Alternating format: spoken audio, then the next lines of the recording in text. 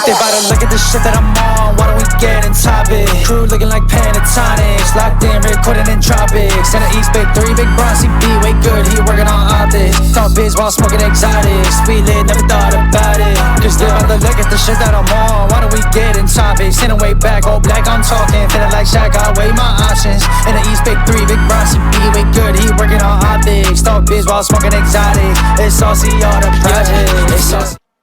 What is up? What is up? What is up? It's been a while. RCR Presents MSD Sports. We at episode number 26. My name is Sam, also known as YPK. We got Mikey over here. And we got David, Mr. Camden Lee. And let's go. Episode number 26. Mikey, introduce yourself. Mikey, introduce yourself. Good morning, good afternoon, good evening. It's your boy, Michael John. We coming to you from the Beantown, 02135. What's good, my brothers? Yes, episode sir. 26. Yes, sir. Episode 26. Yes, sir. Camden, what's up? What's going on? You know what it is. It's your boy, Mr. Club Paradise, a.k.a. Camden Lee. You know what's going on. I'm here with the greatest trio ever assembled, MSD Sports. Back with another one, episode 26. Ooh. Can you believe it, guys? I know it's been a minute. I know, you know what I'm saying, we took some time, but there's been a lot of things happening over the last little week or so since we've been gone. So YBK. Yes, sir. What we doing today? Where we going? What's MSD going on? Sports number 26. The agenda for today, we gonna go for a quick MLB recap on the games. Let's get it, Officially opening day has started on Thursday yesterday. We gonna talk about some NFL offseason news, guys. It's been a couple splashes.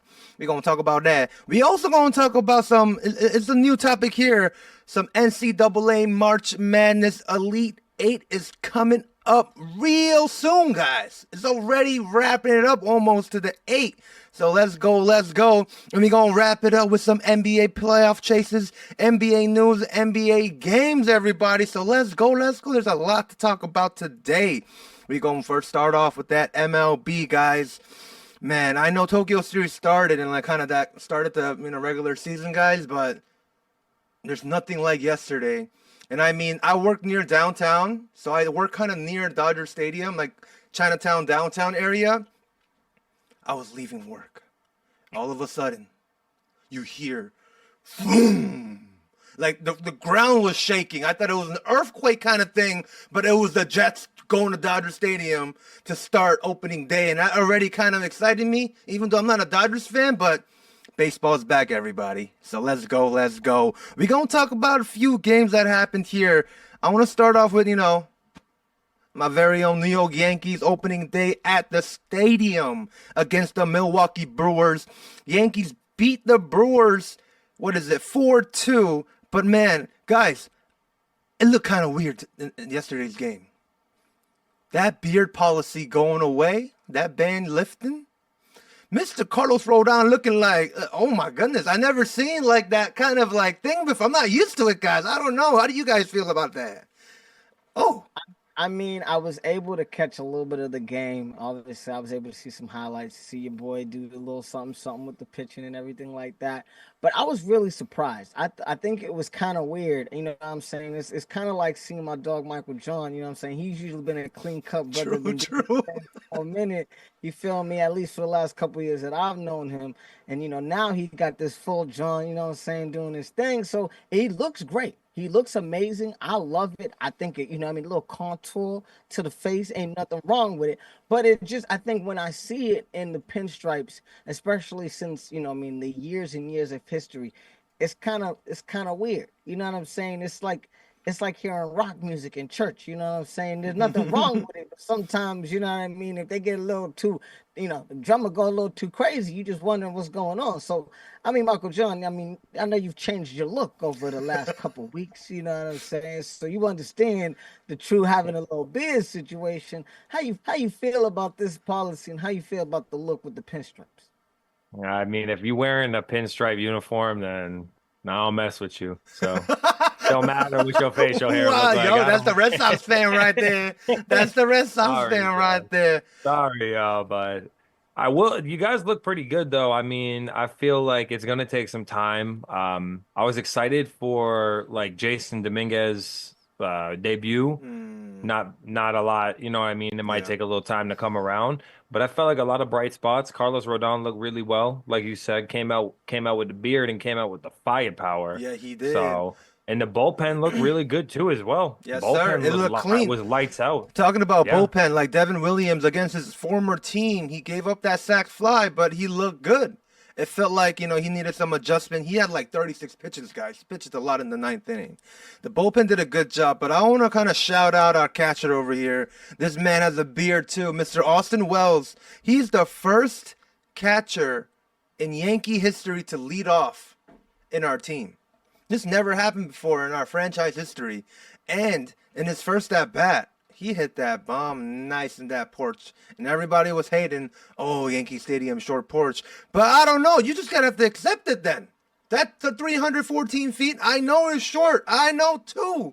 But you just have to accept that's Yankee Stadium. You know what I mean? So, I mean, they made a whole meme where it's like, oh, 29 Parks is not a home run. But Yankee Stadium is the home run. But I'm like, come on now. You just have to accept that this is the stadium. This is the short porch that everybody knows about. So he made MLB history to be that catcher, to lead off, to hit a home run in opening day. So it was pretty cool to see. But like what you said, Jason Dominguez, we just have to see in his development on, because he has that opportunity now to become that full-time left fielder. They subbed him out, though, after, I think, 3 at-bats. Or 4 at-bats, but yeah, he just needs time to develop. But yeah, it was very exciting. Yankees had a day off today, which is very interesting, which I kind of don't like about kind of that schedule. It kind of feels like they used it for an ESPN kind of stint, because they were on ESPN yesterday in their game, and then now it's like, all right, day off, and then now you're back to your, because it felt like I'm being used right now. It's like, what's going on? But whatever, it is what it is. But Mikey, let's kind of move on to, you want to move on to your team? Your debut? Yes. Absolutely. Red Sox? Absolutely. We love opening day. Y'all know how we feel about opening day in Boston. This must be the same sort of feeling, you know what I mean, Yes, for sir. New York as well. Of course. Our Boston Red Sox look good in game 1 of the year. So came out with the 5-2 dub. Your boy Crochet on the mound, didn't look lights out, but also didn't look too bad. You know what I mean? It's early in the year, but the bats wasn't really looking great. I know that those will come around, but tell me about my boy Willier. Mr. Abreu went crazy, David, huh?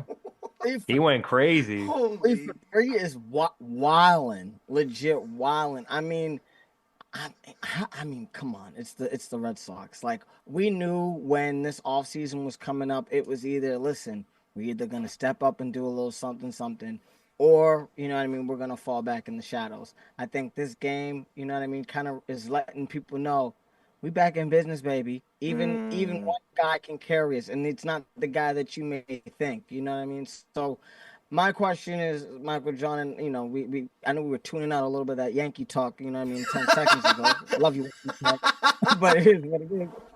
How do you feel about just the bats coming alive this early in the season? Do you feel like it's a problem? Do you feel like, hey, like spring ball is kind of spring ball, you kind of get ready for the summer? What is your take on it? Are you just more worried about the pitching at this point?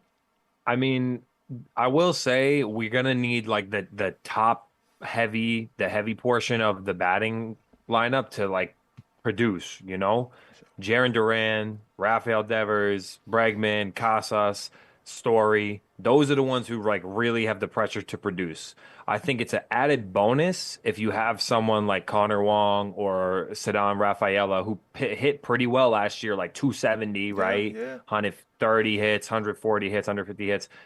I'm not expecting Wilyer Abreu to go crazy like this, sustained. But let's also be real. We're not going to have nights where your 1 through 5 spot puts up 1 hit on 20 at bats. Yeah. Right? It's just not going to happen. Yeah. So good sign that we have an actual ace coming out there and winning the first game of the season. And I like it. I like what I saw. I like what I saw from that standpoint. Let the 5 innings, 6 innings, good innings. Let your bullpen come in, keep it clean. Exactly. That's it. Exactly. I want to say 2 things about the Red Sox game when I saw yesterday is, one, the bullpen. I mean, after Crochet left, he gave up 2, but the bullpen gave none. Only 2 hits, 4 innings clean.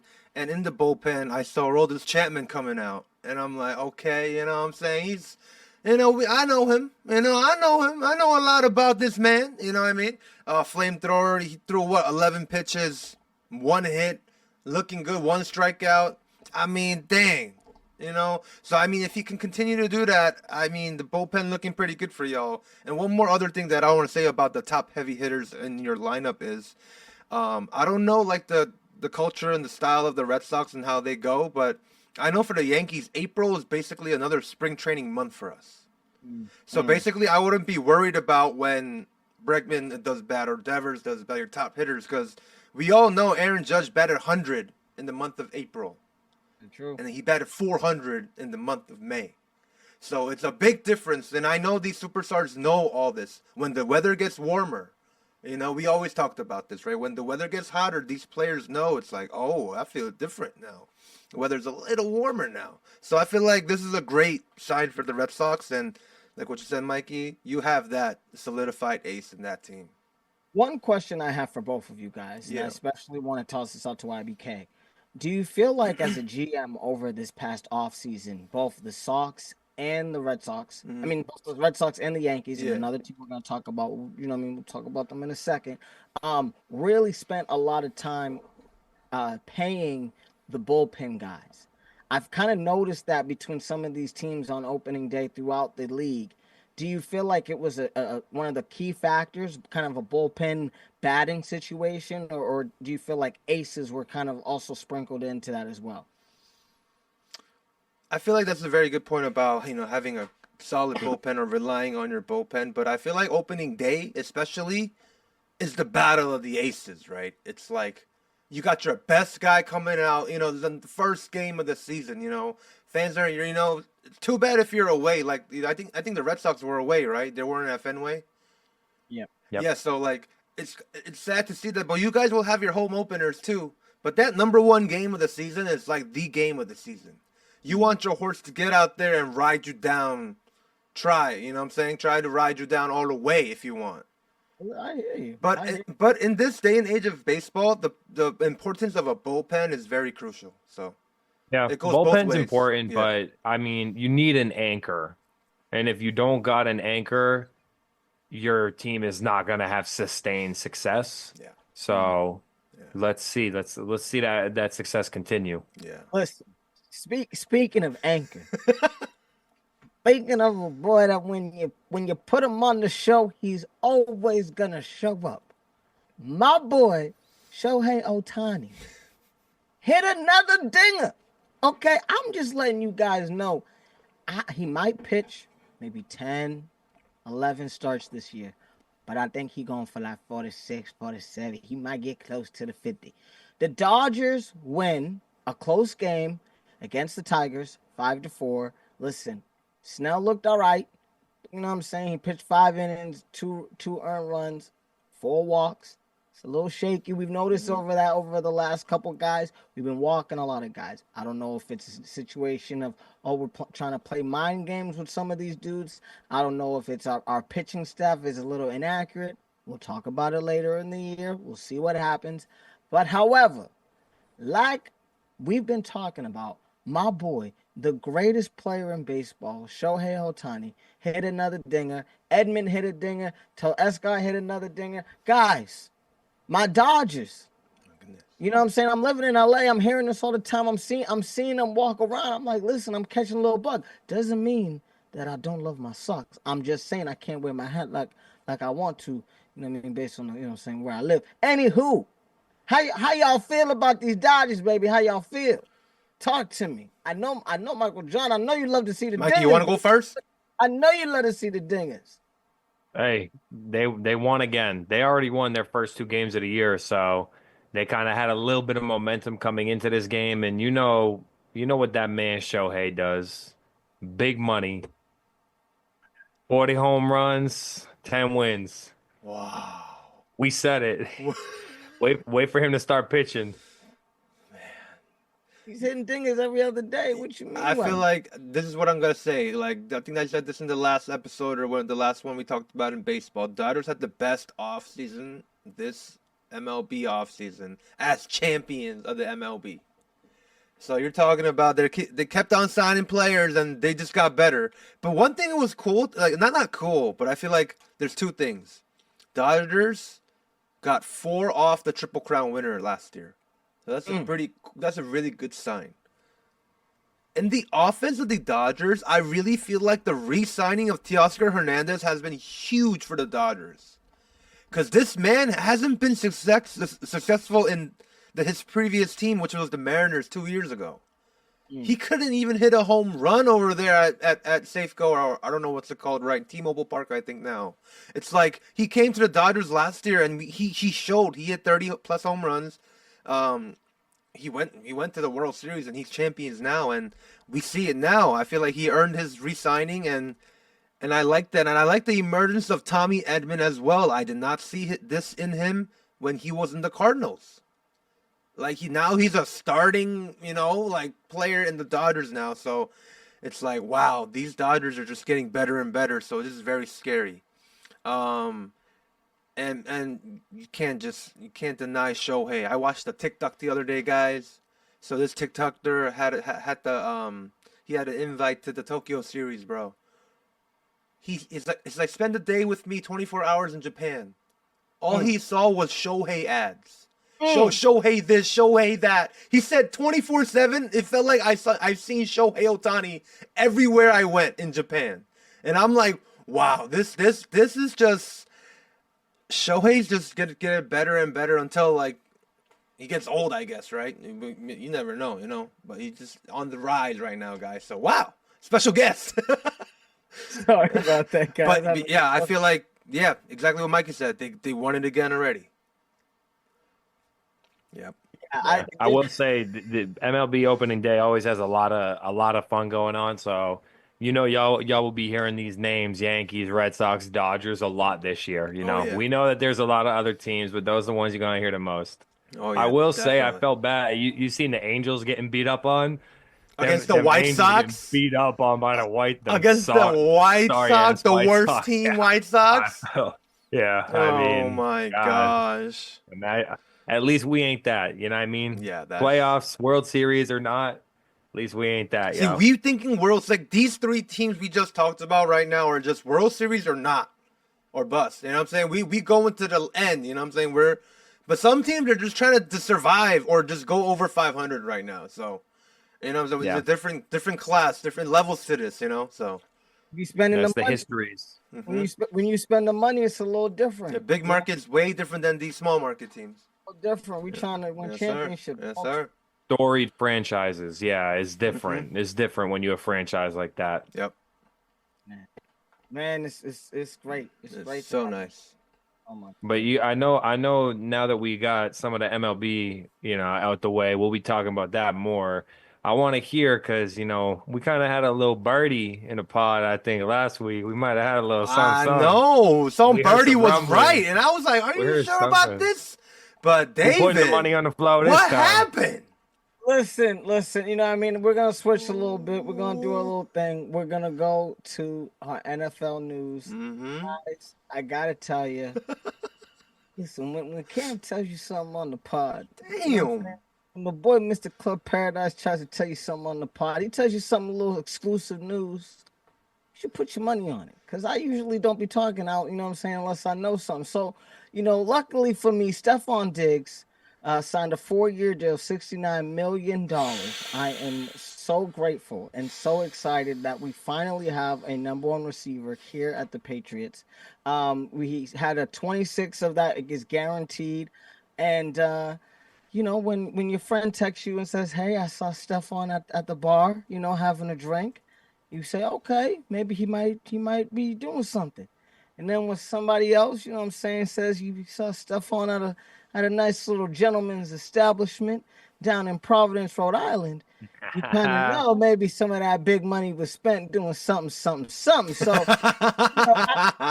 just letting the people know what's going on and what's happening. But guys, how do you feel about Stephon Diggs, coming to New England, the historical franchise of the New England Patriots? Talk to me. I mean, I'll make it quick right here, and I'll let Mikey, Patriots. He love Patriots, so you know what I'm saying. But I'm just gonna say, y'all got that bona fide wide receiver. You know what I mean? But my question here, as like a, just like an outside, perspective person, are y'all gonna draft Travis Hunter? If like, is that the plan? If you think right now in the Patriots GM mind to like try to be like, all right, get these teams, try to not get Travis before us, and I'm gonna get Travis. Why not? Why not? Because that would be crazy. That would be nuts. Come on, you have Travis playing a little couple slot coverage, a little outside. That would be. And then he's playing corner. Mikey, electric. Yes, Mikey, let's go. I hear from you. You know what I'm saying? Talk to me. What you thinking? I would still take Travis Hunter. I think we talked about this for a hot minute. I'll take him and just play him as a corner. You don't need to play him.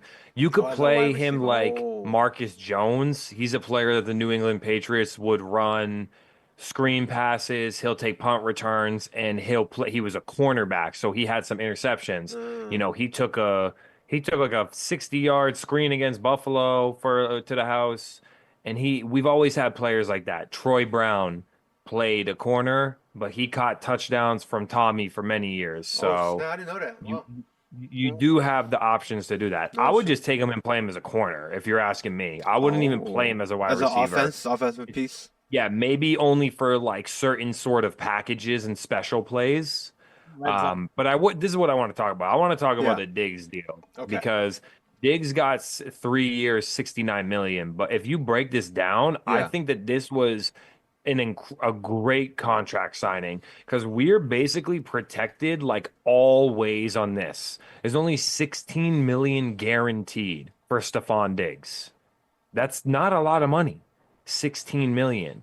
He's got the injury guarantee and his base pay in 25, but it's you've got to play. You've got to get healthy and play. And then you've got the per game roster bonuses. So you got to get healthy and play. And then you have incentives, a lot of money built into the incentives. So I feel like this was actually a win in all facets for the Patriots here. Like this is as good of a person as you could get from what you have remaining. Because we couldn't get T. Higgins like we might have wanted. We offered Chris Godwin, who was also coming off the injury, the bag, but he wanted to stay at home. He went back home, because the reports came out that he denied. Patriots offered him well more money than he took Tampa Bay offered. He took a cut to go back. But he did. He wanted to stay at home. That's fine. Stephon has played in the cold his whole career. Minnesota, Buffalo. He went to Texas for a year, had a knee injury, but in 2025 you can recover from an ACL. He's 31. He's got 3 years. And he played in the cold and Buffalo. So it's not like he doesn't know the AFC East. Yeah, and Minnesota too, bro. Minnesota is freezing. Oh, yeah. So he's in the winter. I feel like he's great for y'all. You're right. He does know this division, which is very important. You've played against these defenses. You played against these coaches. I think this is what you need for a burgeoning quarterback like Drake May. A young quarterback needs a target, and let's go. We love that. Where do you project your squad to be in the next NFL season? Divisional. We're playing divisional.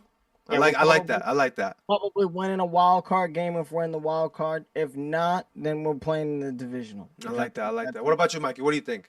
You have high hopes. Like, I mean, I have high hopes too. Like, I'm thinking more like, let's try to have a 500 record. 500. Like, or you can't have a 500 record. So like, let's go 9-8. And that would be like a big success because we're coming off of 3-14. It's hard to turn it around that drastically in 1 year, but we definitely going to be better than the Jets. We got to be better than the Jets this year. That's for sure. They ain't get better, and we got way better. Yeah. That's what it feels like to me. So Miami's still a good team, though.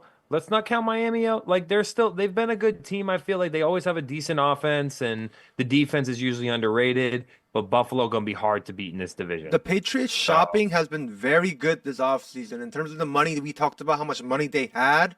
Like, we talked about the haul they bought. I think those 6-7 players, those like 2-3 episodes ago. But like with this signing, I feel like it's like, here you go. You know what I'm saying? I'm going to get a main offensive piece into my team too. So I really like this for the Patriots and for the future.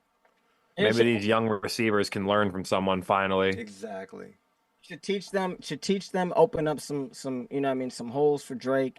You know what I sure. mean? He should be able to throw, have a little bit more time, you know what I mean? Because they have to respect him.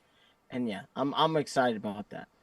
For Drake too, he's gonna be like, oh snap, oh, Guy number one. oh, like yeah, exactly, like oh, he can do that, like, and then he can maybe open his potential to become a better quarterback too because of your receiver's so good, you know. So I feel like it works both ways.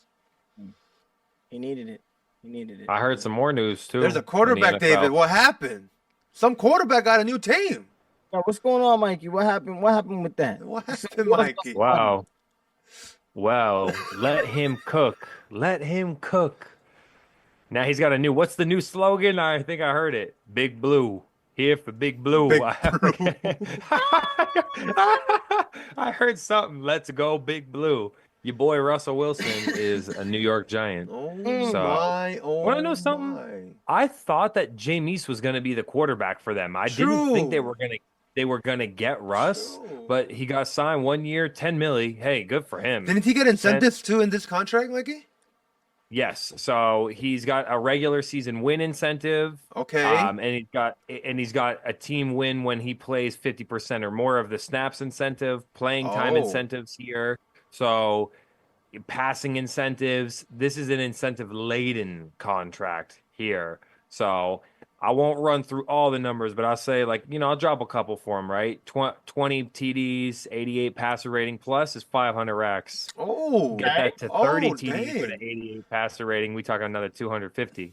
Okay. 2,500 passing yards and 88 passer rating is 500K. But that's like a low, bro. They not asking for anything. David, you gonna go out there and throw that 2,500 yards, bro? Bro, you got That's all you neighbors. need? He got him. He got it. He got neighbors, bro. Come Yeah. on. So I think they're gonna need to have something. I don't know who else they have besides neighbors. Like, I don't know if Slayton is still on that team. I don't know who else they're I gonna. think who Slayton they is have still there. out. He's gonna be. I think it's like there's Robinson. I'm looking at it. The Wandale Yeah. Robinson, Darius Oh, Slayton, Wandale Robinson was actually okay. Now, and then last Malik year. He won- Neighbors is their wide receiver 1, 2, 3. Boom, And then boom, the Yeah. tight, they have a decent tight end, I think, too. boom. It looks like it's Theo Johnson, Not but terrible. I've never heard of him before. Okay, well, But their I running back mean- is weak. It's Tyrone Tracy Jr. So I don't really. no, Yeah. Tracy Jr. Familiar. had a breakout last year, though. Oh, He really? did. He was Okay. aight. Okay. Yeah, no, Okay. he had a Okay. he had a breakout, and they were, excuse me, they were trash.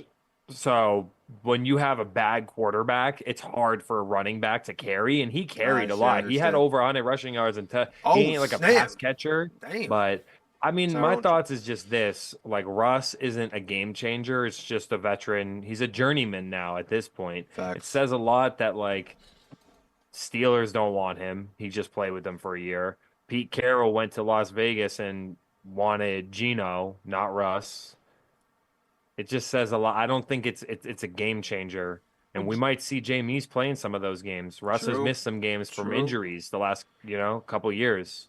Would you have ever thought that this was going to be the kind of the end of Russell Wilson in terms of playing for 3 teams in the last 3 years?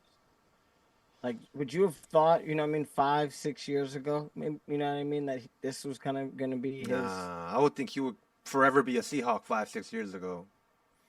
I didn't think so, but I didn't think the same thing for Rodgers either. And now look at Rodgers. Mm. He ain't a Jet no more. He's most likely going to be a Steeler. So. Speaking of Rodgers, I heard some rumor like he said he might just rest for what this year. I read that. I'm like, oh, what's going on with that? What? So we don't even really know what's going on with his he signing. done then. Why He done. Why would you? My question is, if you're Russell Wilson or if you're the Steelers, why would you have not gotten him? Do you think DK was like, I'm not trying to play with Russ? Do you think someone in that? Because like if DK's there, which is your man, I'm so confused. Why are you not in the Steelers uniform right now? I think maybe they just want to go a different direction for quarterback style because they also let Justin Fields go too.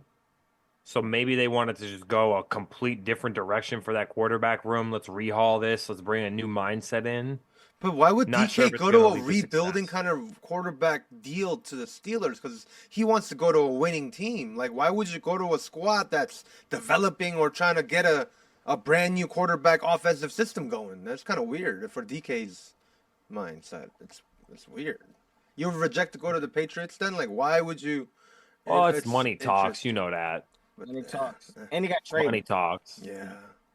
So I feel like Yeah, we'll this Russell Wilson signing to the Giants. I feel like for me, is one good thing. It's good for neighbors. I feel like let him get that experience with his quarterback, and I feel like that's the only offensive output they can bring anyway.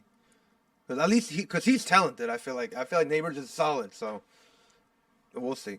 do you still draft a quarterback if you're the Giants? Oh, what did they got the what, fourth pick or something? I think so. The answer they is got the yes. third pick. They got the I third feel like pick. you've got to. If Yeah. there's talent there, you need to just draft talent. I think some GMs be trying too hard to like pick a position instead of picking talent. And if you have a talented quarterback that's sitting there, you just got to take them. Because we have the fourth pick. Fourth pick. Yeah, so it's Titans, Browns, Giants, Patriots, Jaguars. Okay, so what is If it? the Browns take someone else, Giants take a QB, y'all can take Travis. It's Yeah, up which to is the likely Browns. going to happen. It's up to the Browns pick, I feel like they say.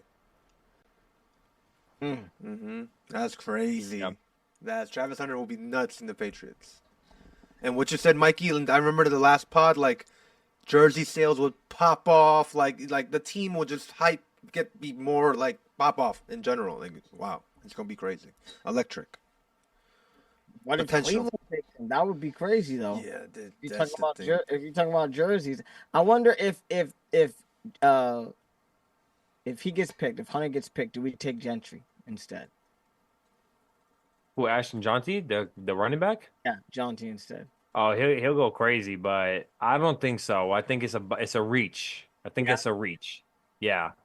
I feel like it's hard. You got a generational talent at a RB position is hard to project, and it's very serviceable to draft a running back in the second round, third round.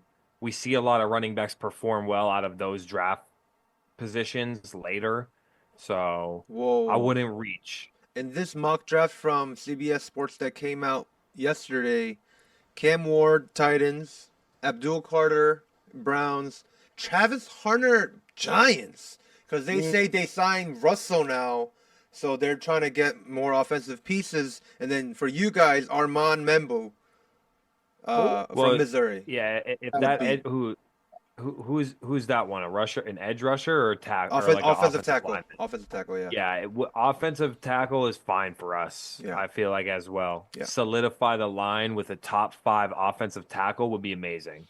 And they're I'm thinking fine with that. Mason Graham, and then Alston John T for the Raiders. But Yeah. that's just mock, so we never. This is just anyone's like opinion, but this is interesting insight to see. I feel like, Yeah. yeah. I'm excited. Yeah, that's cool. That's NFL cool. moves is all shaken out kind of now, That's fire. so we kind of seeing where the chips is gonna lay, right? Yes, sir. Somebody was messing around. Let's We got a go. little We got a special cameo. guest. Yeah, Love it. I had to put my little dude. Wifey's got my little dude right now. We got to keep him away because I know how they act around the mic. When you on a mic, they come in, they smacking at it. So, hey, one thing we haven't had a chance to talk about, Yeah. which I'd like to at least like acknowledge because it's a big month in March, is a little March Madness basketball. Yes, y'all. sir. Yes, sir. Let's Already- get it. Tournament has had some fun. To it. You know, there's always some low seeds that upset some big seeds. I'm gonna be honest with y'all. The Elite Eight, which is official now, is looking like one of the most boring Elite Eights I've seen as far as it comes to underdogs. Right. Oh wow. The lowest seed in the Elite Eight is number 3. The seeds are all every single 1 seed is in, and then every other seed is a 2 seed besides that 1-3 seed. So, you know, we got our game set. We got a couple games tomorrow. Texas Tech is playing Florida, and then we also got, this is a big one, Alabama playing Duke. So, Dude. I feel like, I don't know if y'all have watched any college ball. I've caught some of the tournament. You know, there's been some fun Nice. games. I saw my boy Ricky Pitino with his St. John's get bounced out by number 10 Arkansas. You know, John Calipari. We talking about some St. John meaning like great- New York St. John? Yes. Oh, no Sam. way. St. Yeah, John's you don't- College. Yeah. So yeah. Rick Pitino, he's a great college basketball coach, Oh, no formerly of way. Louisville, national championship winner. He Oh, coached the wow. Celtics once upon a time. Oh. Back in the And day. he went against the 2 seed went against the 10 seed Arkansas, right? And Arkansas is coached by John Calipari, who used to coach for Kentucky, also one of the best college basketball coaches of all time.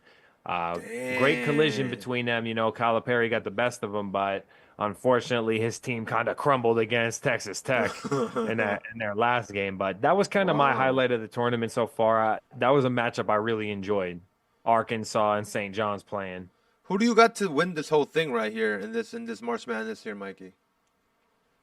Well, I got Take in it my all. bracket that I got Auburn. Auburn, the number 1 seed. I have my final being The Auburn Tigers. and Alabama. They've played twice this year. Usually it's a huge rivalry known as the Iron Bowl in college football. Iron Bowl. Wow. Now their college basketball this year, the 2 games between Alabama and Auburn have been absolutely amazing. The last game, Alabama won on that last second shot in overtime.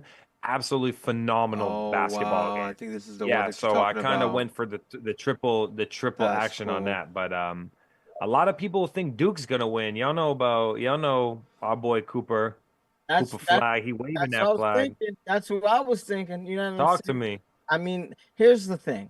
I think one, you know what I mean. I have to give kudos to the SEC. If you play in the SEC, whether it's football, basketball, gymnastics, or water polo, you're probably nasty at it. I'm just letting you know. Facts. It's great. It's great to have a couple of SEC teams in the joint. My little team, Arkansas. Shout out to Little Rock. You know what I'm saying. Shout out to Camden. You know what I'm saying. You know what I'm saying. That's my peoples. But it was great to have Arkansas have a little upset and have a little dance in the game. But yeah, it's really about these big seeds. I feel as though I can see Duke. I can feel it. I had Mizzou earlier. They got bounced out. I felt terrible. Other than that, my bracket's okay, but it got busted early. But I feel like Duke at the end of the day, I feel like they ain't gonna have enough firepower when they're playing one of these big boys. I feel like it's gonna be a SEC team that wins this, and maybe Duke might make it to the finals, but I think they're gonna run out of gas when they get there. YBK, have you been watching a little bit of the March Madness? Have you been able to check it out from time to time? Not really, but I just know like what you said about Duke, David. It's like they're just known to have a great system in terms of ball players and development of ball players. And I feel like, with that, it's Coach K, right? With Duke, or He is retired. yeah, but Retired. he was like Yeah. that Oh, that yeah, you know in the that pocket, famous the thing. pocket. He's like yeah. So I feel like that system that he built the culture. Yeah, I don't really watch much, but I know that Duke's a great college system basketball team. I will shout out that the other 2 Elite 8 games, not coming this tomorrow Saturday, but the following day, Sunday, we got Tennessee, the 2 seed playing number 1 Houston, and then we got Michigan State, the 2 seed playing number 1 Auburn. Houston barely survived by the skin of their teeth versus Purdue just earlier tonight. I will say I'm more looking like Tennessee is going to take that one, but Michigan State and Auburn is a great game here because Michigan State is coached by the formidable Tom Izzo, another great college basketball coach. And Auburn has been looking like a 1 seed should look, playing good in second halves, putting up big numbers, and really running the route that you need to if you try and get to you try and win a one and done type tournament. So Dang. that's a big game. I like Tom Izzo and Michigan State, but I got to root for Auburn because I could still win this. If mostly everyone in my bracket, I see everyone's got Duke and Florida. Not no one ahead of me's got Auburn. So if Auburn run to this final, I'm chilling. I'm in the money. So y'all know what's up. We'll come back to y'all with a little update from all games have in the number 1 seed. That's crazy. yeah. March Speaking of ball, though, I think that we might have some news from the basketball world. I think that's where we had a lot of action this week, y'all. Let's get a it, lot of Mikey. sports. Let's go. Yeah, well, I'll kick it off with just one topic that I've been wanting to bring up to y'all to ask y'all because I know we love talking about what's going on, and it's not just sports; it's about the pop culture too, right? The phenomenon of the pop culture involved. I think we got a new Kendrick versus Drake.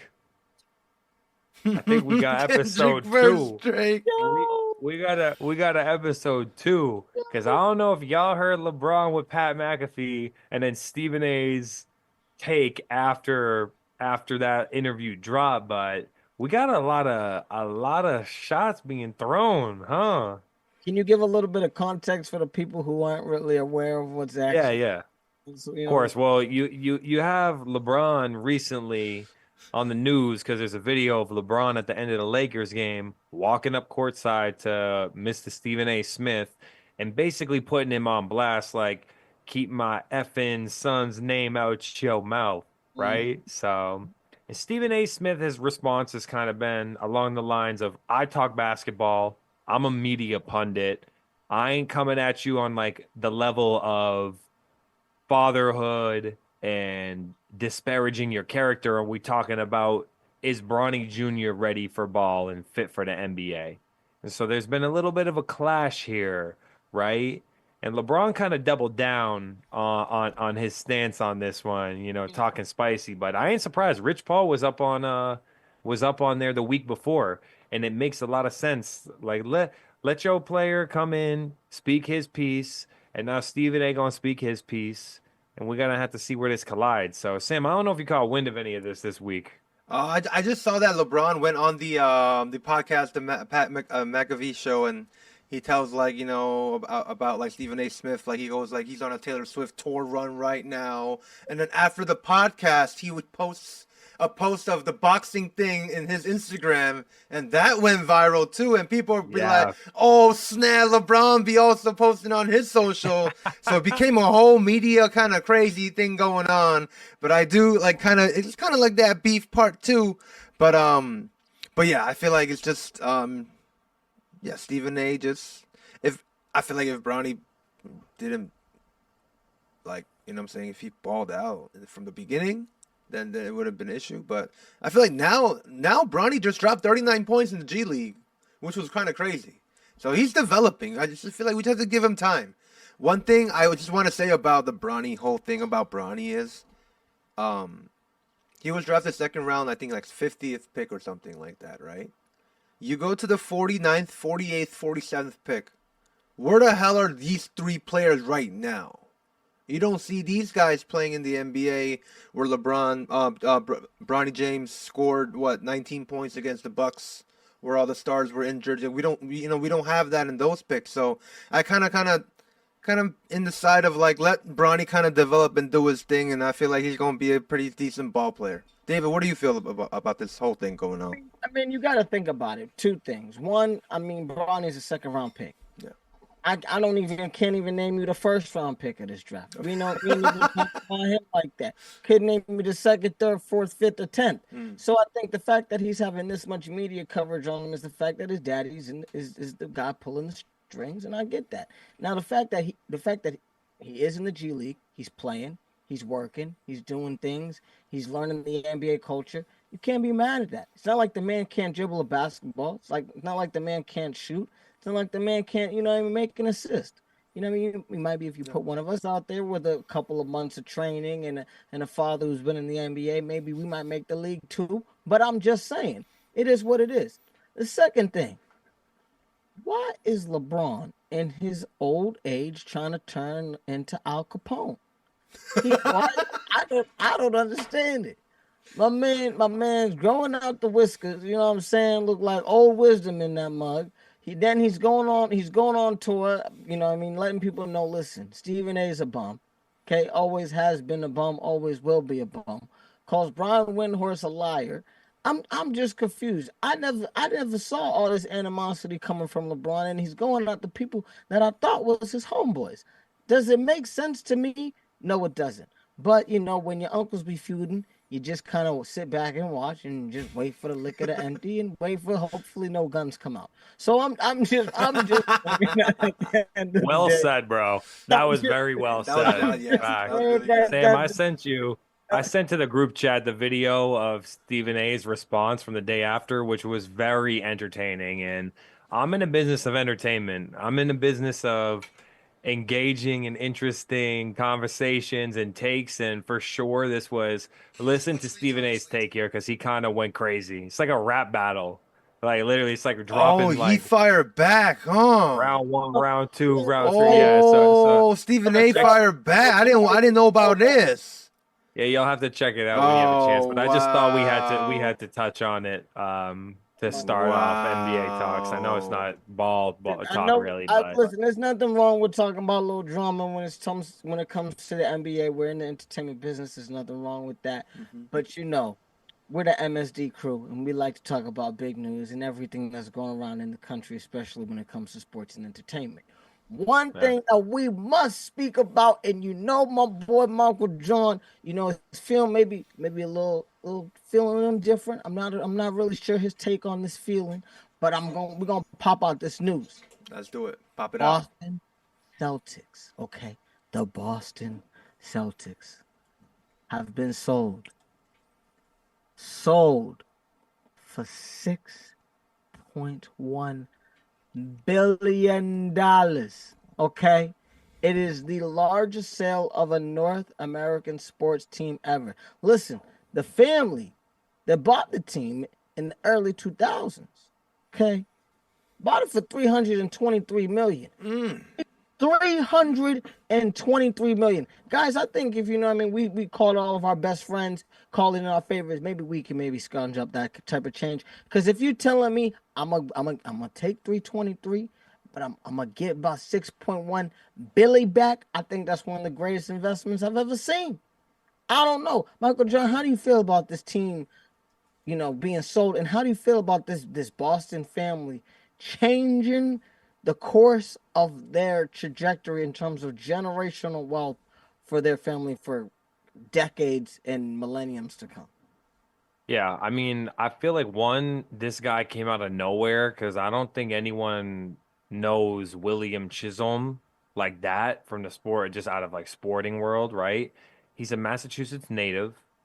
He did play soccer in college, so he was an athlete, and because he's a Massachusetts native, obviously he's a Celtics fan. So I think that those are some of the pieces that I'm I guess happy about, excited a little bit. On the other hand, we've had a lot of sustained success in our ownership and management. And, we moved over. Obviously, Danny Ainge ain't with us no more. He's over in Utah. And we got Brad Stevens moved from the head coach to the front office. Now you got a new ownership, too. So we just got to see.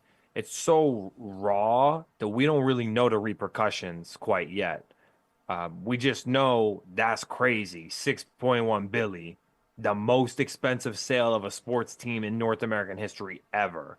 So that's a big, big deal. I mean, the Celtics and the Lakers are the biggest basketball teams there are.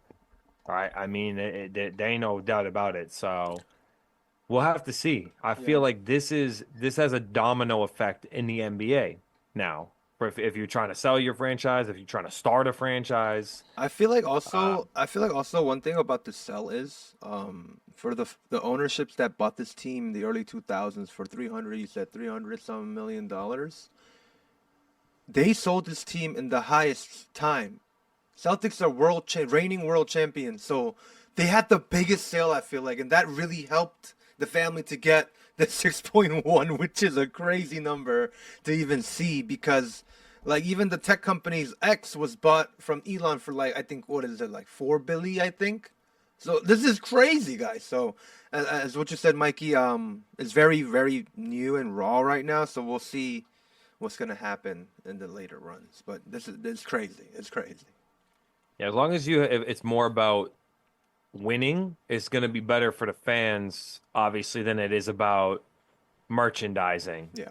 Yeah. So you don't want to be the Dallas Cowboys. Like, you can make a lot of money, but if you don't win and you can't even make it to, I'm used to being at least in the second round, Eastern Conference at Finals, least in the second round of the playoffs. Yeah.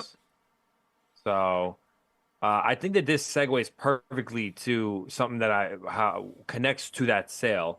Adam Silver was talking about we got to wait to digest the purchase of the Celtics and the sale of the Celtics before we can delve deeper into talks of NBA expansions.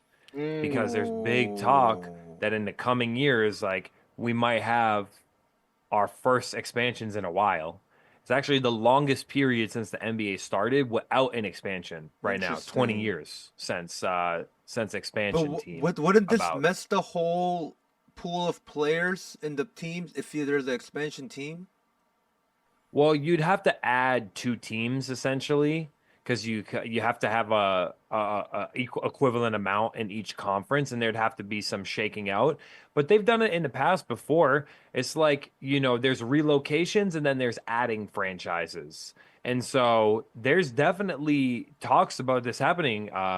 Obviously, the biggest rumblings are about Las Vegas and Seattle. Once upon a time, before the Oklahoma City Thunder, y'all, there Yep. was a team called the Seattle Supersonics. Supersonics. Yep. So, and Las Vegas, they've been going crazy trying to get their sports going, and their mean, sports world has been going crazy. The Vegas Knights looking good. Las Vegas stole the Raiders. Raiders away. Now Thinking the A's are about coming. stealing the A's, exactly, athletics. So that would be crazy if they got a basketball team. I think they would be successful. I think it's interesting. I'm not against it. No, to but see a in new terms team. of like if you add a new team in terms with the teams existing, right? So in this new team, how is this new team gonna get his star player? Is there gonna So- be like a draft of like Yeah, you so keep you- there's untouchables where you keep maybe like 2 stars or 3 stars in your squad where you can't trade away and you trade away the whole team kind of thing going on? Or Well, it's kind of like you probably have like 4 guys, Yeah. maybe 4 guys that are untouchable. no, you Like, can't even this is no, off limits. Yeah, yeah. However, then you could probably be able to pick from those remaining roster a guy. So like maybe, maybe not, Rory Hachimura, but maybe Austin Reeves might get taken. You know what I mean? Maybe not a, Drew Holiday, but a Derek White might get taken, or vice versa. I see. But That's gonna be so interesting though if you do that right in this day and age Yeah. of basketball. Guys, You could look and see it. They just did it in the NHL, for example, like Yeah. the Seattle Kraken. They call it the expansion draft. So it's exactly what you said, Sam. Yeah. You could designate someone as a protected player, and then you can't take that player. That's It also has to do with what kind of contract they have. Because if you are unrestricted free agent or restricted free Oh, agent, makes sense. Yep. then you could like do offer sheets, etc. And then you also have free agency. So that's basically how you Wow. allocate players on the new teams. And if they're thinking 2, Las Vegas and Seattle, that's gonna be even more of like a mix up too. Wow. That's exciting kind of, but also like nervous at the same time. Wow. I'm waiting for a women's team in Boston. That's what I'm waiting for. Mhm. That's We should what I'm expand the WNBA to like try to get it more. There's only like what 15 teams. Like Anybody got some money out there? Let me Yeah. know. I'm ready for a women's team in Boston. Let's pop it. They expanded. They rebranded Boston FC, so the soccer team out here. soccer, They now Boston MLS. FC. And then shout out to a fellow alumni from BLS. I know my brother Camden know about Boston Latin School. A fellow alumni from there, Kari Thompson with Boston.com, broke the story that Ice Cube is bringing a Big Three team to Boston as well. Oh.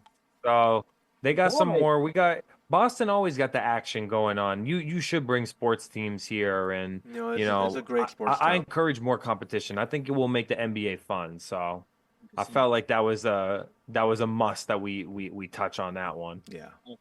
Oh yeah. It's so much fun. I didn't even know about that expansion. That's crazy. Yeah. Well, I have a question. You know what I mean? Since we're talking about expansion, we got a dude that just got fired from the Grizzlies got after fired? having a tumultuous season.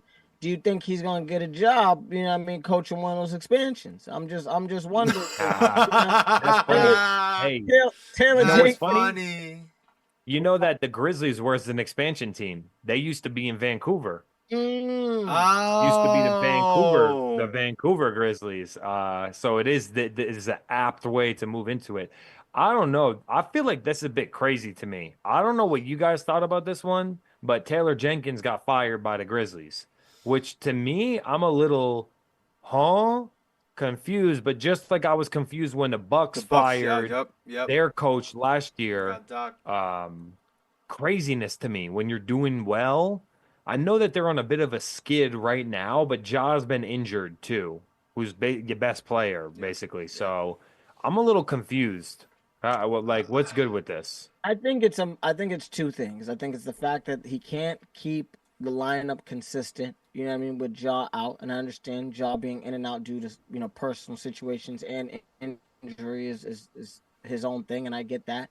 I think also it might be in terms of sternness, in terms of with Ja, the fact that during this watch, this was what's happening, or you know what I mean, certain things was going down and things like that. So this might be more of a character situation and less of a coaching situation, because he might not be able to get those boys, acting the way that they need to, you know what I mean, so that they can get the best out of them. So they were a great team last year, and even before Ja was out, they were on the rise. He was looking like the face of the league. They look like they're supposed to be the Oklahoma City Thunder, but they're not looking anywhere close to that. So maybe it's time for. I don't know. I mean, I'd like feel like I disagree. I feel like they look good for what they have. They've had a lot of injuries this year and last year. They were bad. They were really good 2 years ago and lost to the Lakers in 6, right? Yep. 2 years ago. 2 years ago. Last year they was Last year, terrible, they but didn't Ja, they didn't do anything last year.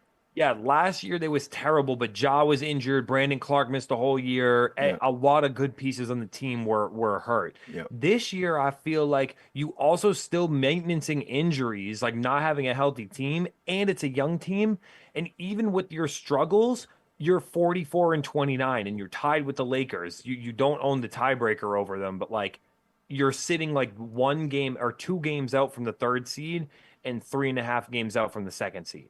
I don't know. I just felt like it was a big surprise to me because he really instilled a culture of winning with young guys here. So I just feel like it's a crazy juncture in the season if you're going to let a coach go. You don't even want to let him get to the play, let him finish the season. But Yep. you might be right. Maybe it says something deeper that we don't know what was going on. And maybe we were shocked when Luka Doncic was traded, right? And it's not that sort of level, but it's still very surprising to me. I totally agree. When I heard that, it's like exactly what you said, Mikey, just now. Like, bro, there's only like 10 games left in the season. Yeah. You're really not gonna let him finish the 82 and just you're gonna fire this man and just get rid of him now? And I mean, he's been there since 2019 to 2020. He's been there for like what, 5-6 years, and maybe it's come to a point where the front office just got sick of him. It's like, I guess, to a point where it's like that, but it's like, it's true, but it's like, I guess they got sick of him where it's like, we're just burnt out. Like, we just see, this is similar where we got before, but I feel like we're going to just lose in the first round, and we need some change here. So it could be that too. Mark Jackson, let him know. Mark Jackson changed the culture in Golden State. Who's reaping the rewards? Yeah. Exactly. So it might be like that. They want a little veteran or a guy who's been able to play before. Who knows? Gilbert Arenas might come out of nowhere and start coaching the Grizzlies. I don't know. I feel like it's a tough ask to be like have a 44-29 record and your best player has missed 30 games. I think it's tough. I feel bad. I don't actually feel bad for him, but you feel me? Yeah. I know what you mean. I know what you mean. It's a cold hearted in this business, but you know that's like being like JJ. Y'all lost 8 out of 12. And like, I don't know. I just feel like if you're on a bad streak, like you don't fire someone, but it's also his first year. But it's like your best player under your watch went on, got some issues, got suspended, and got some issues again, and then comes back and you rush him too much, he gets an injury. Then you got all these other guys getting injuries. It's like, bro, I'm sick of it, tired of it. Yeah, No. I mean, in fairness, you can't really like. I don't want to say like you rush it. If a player's healthy, they play. But you are right. I will say this though: some of the best players ever have had behavioral issues, or moments. Because you go think about the Bulls, right? What's the best teams of all time? The three-peat Bulls, right? Yeah. And there was a lot of players with player issues, but you still win. So you're right. Like you need to learn how to win with what you got. So it's a fair point. It's a completely fair point. It's sad though. How do y'all feel about how it's shaken out? Because we talking about their record being 44-29. Lakers are sitting there at 44-29 now. Like, I mean, how are y'all feeling about the Lakers right now? Oh my God! Tell me about the craziest sequence of all year. All right. How do you go from a game-winning tip-off? Oh wow, that was amazing! Like that was amazing, and then you go to the next game and can't inbound the pass correctly, Mr. Brown James. Mr. LeBron James can't pass correctly, and it leads to them shooting another three. And Mikey, like what you just said right now, like how do you that sequence of what 13 seconds? Where like what was it like 13 right 15 Yeah, seconds? less 12. It was something, crazy, 20 something. David. What were you thinking when what were you thinking? Listen. Superstars Oh get my! lucky, and superstars, no matter what, make big time plays. However, my man's LeBron was looking a little rusty the last couple of games. When I tell you the last few games, this man has come back. He has shot 4 for 20. He is Oh, not picking up on defense. Now the assists, he had 12 assists. Ain't nothing wrong with that. not bad. But listen, the last 72 hours in basketball, or 48 hours, the man tips it in. And then the next game plays terrible defense, single-handedly loses the game for the Lakers. And on top of that, gets a game winner shot in his face from half court distance.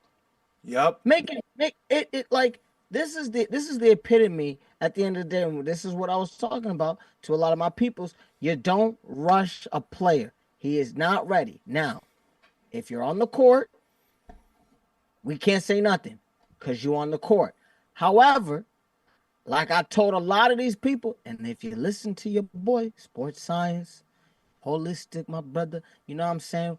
Money on the flow, brother. I said, wait a couple more games because my boy is looking terrible. Terrible. No, And You think it I has to thought do he with was seeding? maybe, but I thought LeBron's gonna be out for another week. that's what I When thought I too. told that to my Last week. coworker that day, he was playing that night, and I was like, Well, they said 1 to 2 weeks, right? So, like, "But I don't mean, I rush know the he had a man. bad, Don't. This guy's 40. but do you think it's because of the seeding? Because if you Like look they need at, him. You think? well, like let's look at where things are shaking out, right? Yeah, Because Ime yeah, Udoka is going crazy with his Rockets right now, yeah. right? So they They're already 9-1. cleared. Yeah, they just cleared a game and a half above the Nuggets, who have been not great, but Five and have been five. steady. Five At and five. least Yeah, even in their low, like they've been yeah. right? So now you're looking at the Lakers were sitting like where the 2 seed was right in our grasp. It was Right, right right, right. It in your was. lap. Yep. And now you're 2.5 games out from it. No, you're three 3, and a half out right now three and a from half. it. Okay, Yep. yeah, and 2 games back from the 3rd seed. You see the Grizzlies are sitting there tied with you record Tied. wise. Yep. The Meanwhile, you Clips. have the Clippers and Warriors only 2 games back, and the Timberwolves 2.5 games back. So now you're like getting a little bit like, oh, like a little scared maybe. Like we need to try to like win these games. See, Mike, I Yeah. think Mikey, you're exactly hitting the nail on the head. What you should have did, okay, and which we all know was when Dalton Connect and Austin Reeves and all these guys were shooting, when Luca and everybody else was kind of in and out the lineup, and LeBron was kind of resting. You let them guys get some continuity. You let Luca, as he's kind of battling his situation, learn how to play with the scrubs without LeBron, so that just in case if anything happens during the postseason, you got Luca who's knows how to play with these guys, and these boys have confidence. Exactly. But when you're rushing and saying, "Oh, LeBron will be back in a couple weeks. LeBron will be back in a couple weeks," I only might have 2 or 3 games where I can lock in over those 2 weeks. But if I know LeBron gonna be out for a month, it's like, bro, I gotta get my act together during this month. I gotta really play. That's not what happened. So now you got LeBron playing like Le Rusty out there, can't playing like a 40-year-old man, and we're dropping games. And we're in the middle of the hardest stretch of the year because we're playing Houston. We're playing these dudes. We're playing everybody else. And I'm not feeling good. We're trying to avoid the play-in, and we might make it in if we I don't if mean, we don't act right. if Luca can, I wanted Luca to lead the team more. Like exactly what you said, David. Like why rush the man to come in where you already have a 5-star superstar Luca Magic in your Well, squad? can I ask you guys this? Do you think that it said a lot that Austin Reeves got the ball in his hands after Luca missed the game-winning shot attempt and LeBron bailed them out? Because that would have been their 4th loss in a row. You think it says something, or is just a play? You just drawn up a play. They I still think it, trust wholeheartedly in Luca. I think it was just a play Yeah. because you know what I mean. He still was able to kind of get off something too, and you know what I mean. Seeing that sequence earlier, the 2 minutes, he had some situations where they were depending on him. So You know what I mean? LeBron luckily got a wonderful tip in. Shout out to LeBron. Yeah. But yeah, it's they've been looking abysmal since he came back. They've been looking abysmal since he's been gone. I feel like in terms of Yeah. JJ Redick, Luka's still gonna be that golden child right now for the Lakers. So I feel like it was just a play, in my opinion. But yeah, right now LeBron playing like Le Doodoo right now. He gonna have to like polish it up a little bit. I thought it was interesting that they let Austin Reeves take the game winning shot. It wasn't LeBron, it wasn't Luka, but maybe that's because he hit a game winning shot earlier this year. So hey, I will say this: it might be some trouble because you got Grizzlies, Rockets, Warriors as your next three, and you got an easy one with the Pelicans. But then you got back-to-back Thunder. Maybe it works out in your favor because they won't be trying to win. True. Maybe Very they're going to picked try to first. win 70 games, and they will play y'all hard. Then you got the Mavericks, which is easy, Rockets again, and Trailblazers. So it ain't getting easier. We talked about this. Remember, we was on here a week, 10 days ago, and I said, like, y'all better win every game against, like, the teams that The you should whack beat, like the teams. Bulls, the Magic, Yeah. you know, the Pelicans, the Mavericks, the Blazers. You need to win you need to win a lot of these games now because I'm looking at these standings and going like, you're not going to get past the Rockets if they win. If the Rockets split with the Lakers, I don't think the Lakers will overtake the Rockets. I think their one shot is to beat the Rockets both games because that's a 2-game difference right there already, you know? And then you got the Nuggets still lingering around, a good basketball team. The Clippers are surging. The Warriors are still playing good with True. Jimmy. I don't know. This is going to be tough. Hey, can we flip it to the other side too? Because remember we was talking about them Bucks too. We was talking about the same thing a couple weeks ago when the Bucks were on that little run, and I'm like, I don't know, I don't trust the Bucks. And the Bucks have kind of done the same thing, right? They're on like a 4 out of 10. The Knicks Yeah. punched their playoff spot with a win over the Bucks, actually. Pacers have taken now a 3-game lead on the 4th seed there, and even the Pistons. We did all predict this one that the Pistons were going to keep playing well, and they're 10 games above 500. They just and beat they're sitting Cleveland. they're sitting in the 5 spot. It's getting like a mug. Yeah, I know. Damn, 5 spot is Cleveland, too. nuts. Cleveland's kind of skidding as well. They're not looking great the last few. 5 I'm and 5. feeling like It's the end of the year. I think guys are breaking down. You know what I mean? We've They had tired. They tired. situational injuries. JT just got injured with his foot. That was very disappointing in terms of the Boston Celtics. Even Damian Lillard just got shut down. You know what I'm saying in terms of a blood clot. So I Yeah, deep vein thrombosis. that's what I'm saying. It's been really tough.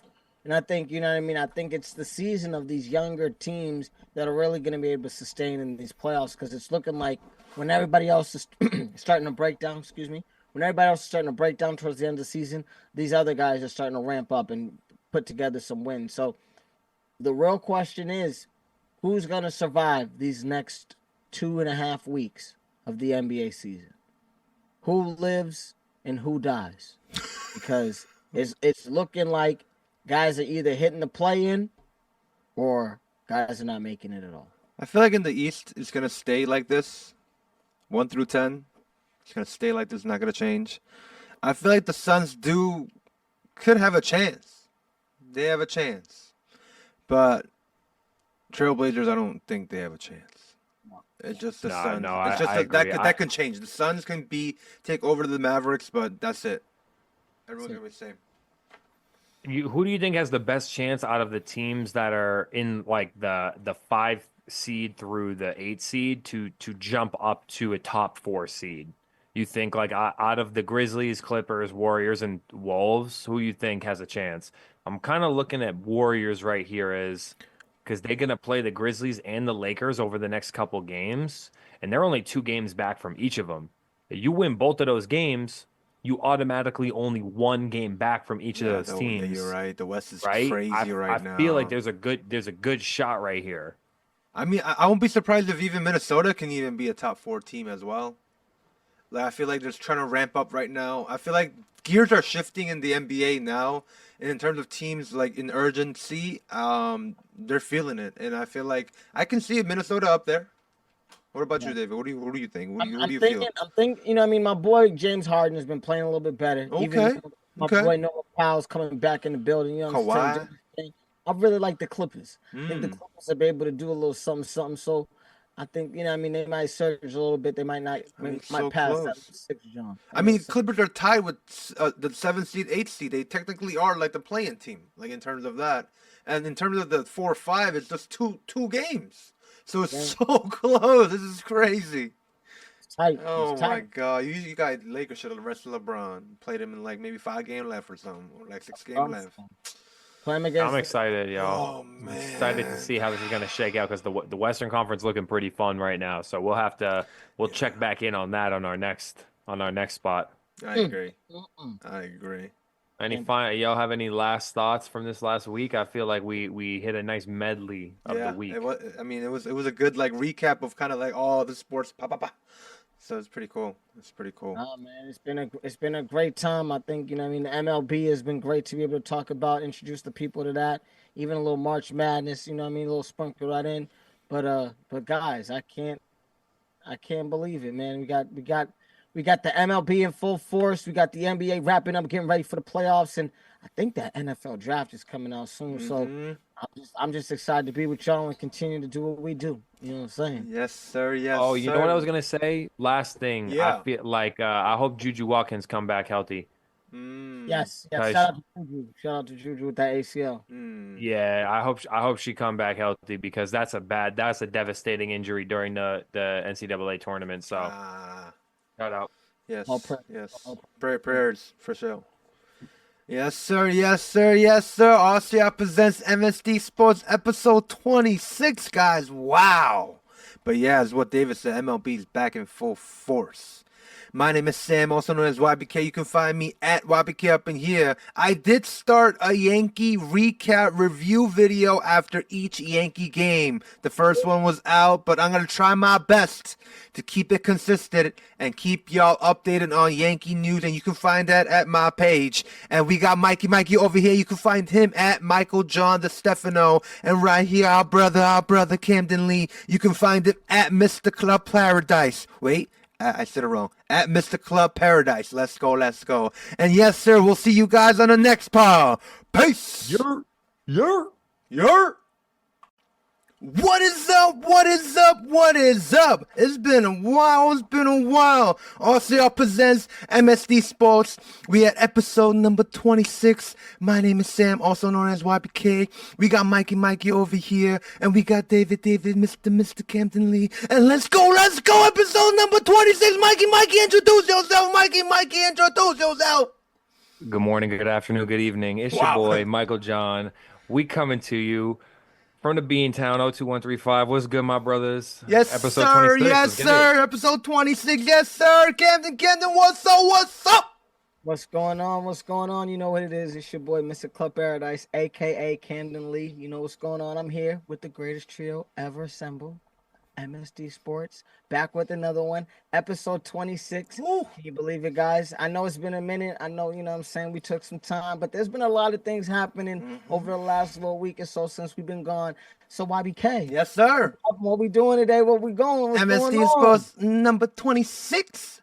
The agenda for today, we gonna go for a quick MLB recap on the games. Let's get it, Officially opening day started on Thursday yesterday. We gonna talk about some NFL offseason news, guys. It's been a couple splashes.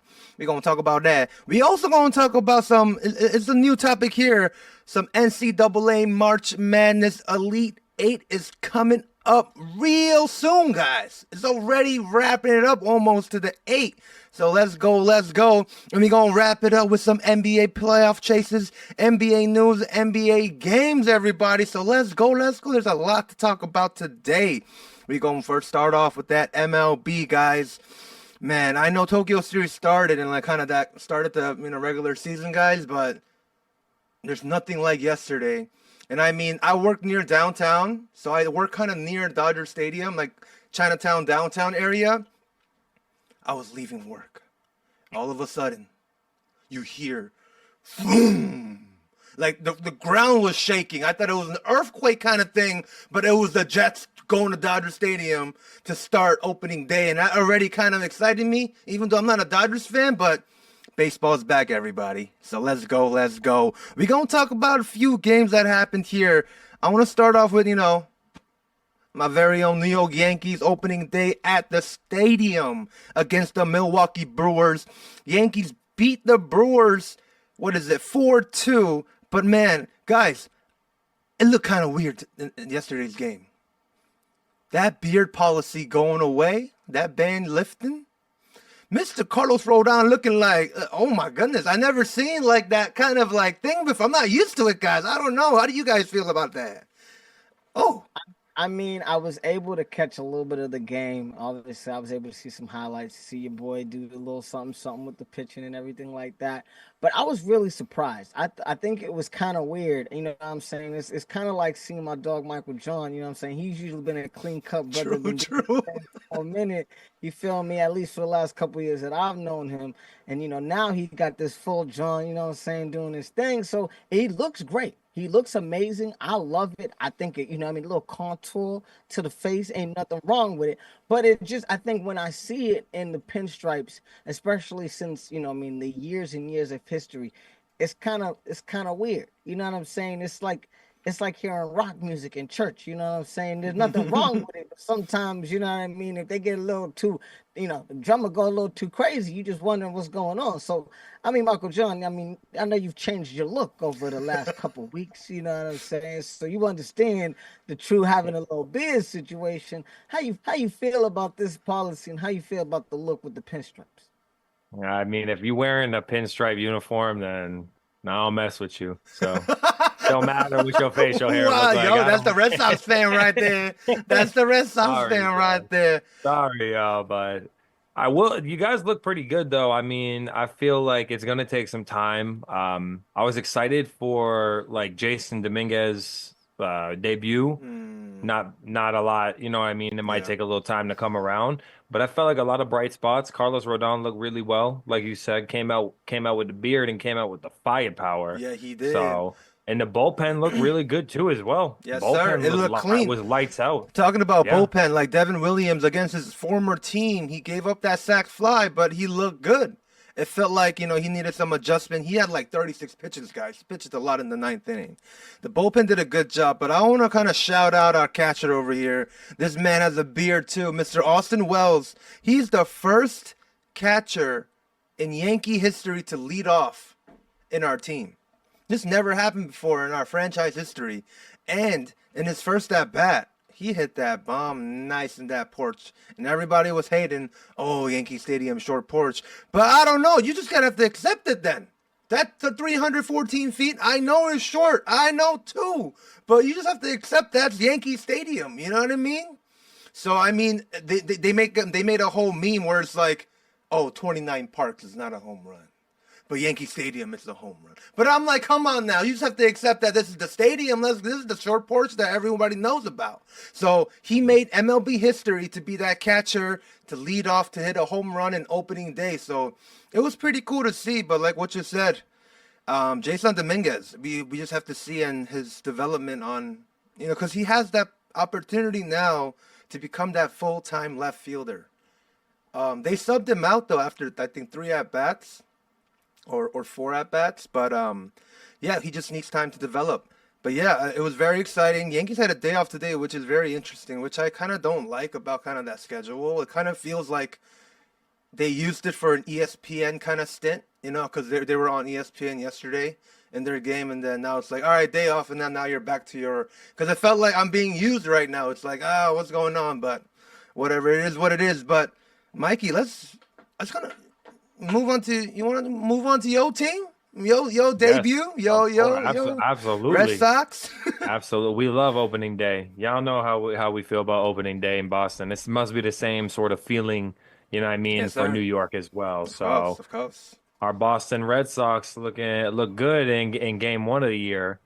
So came out with the 5-2 dub. Your boy Crochet on the mound, didn't look lights out, but also didn't look too bad. You know what I mean? It's early in the year, but the bats wasn't really looking great. I know that those will come around, but tell me about my boy Willier, Mr. Abreu went crazy, David, huh?